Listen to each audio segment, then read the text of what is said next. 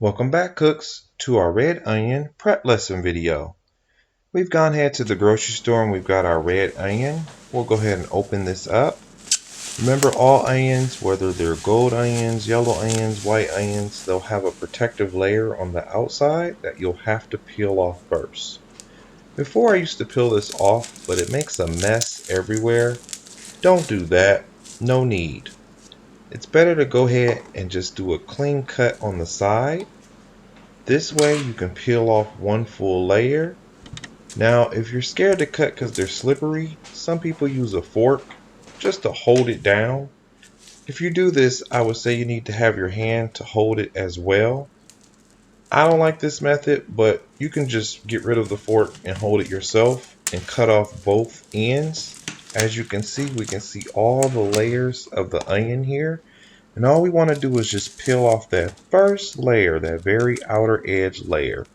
This will get the protective skin off, and it's much easier to peel because the inside is fresh and moist. This will prevent less crying as well because you can pull this off in one easy swoop. And you'll want to hold the onion down away from your eyes. Remember, any juice that squirts from this onion, it can cause irritation or cause your eyes to water or cry. So that's why you'll want to get this one layer off in one clean swoop. Discard this and put it in the trash. And there's your clean onion. You're ready to cut and get your pieces.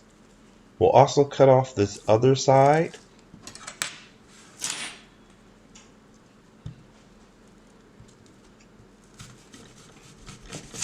Then we'll cut this in slices and chop it down to cubed pieces.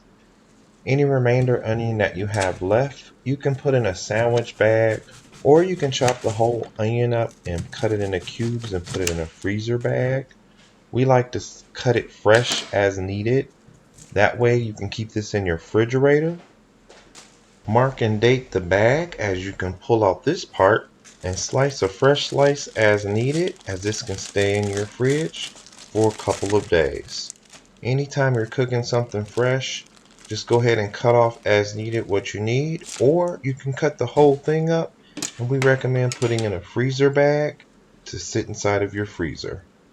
These we're just going to go ahead and we're going to cut into cubes. We're going to use these fresh now for a recipe. So we're just going to do crisscross cuts to slice these up.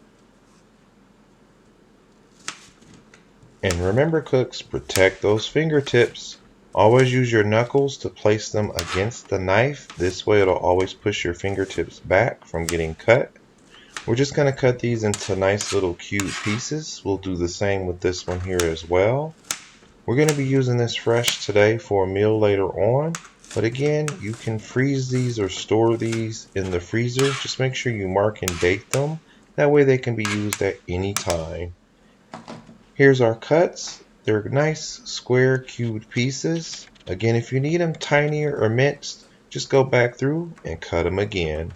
Thanks again for prepping with B&T's Recipes.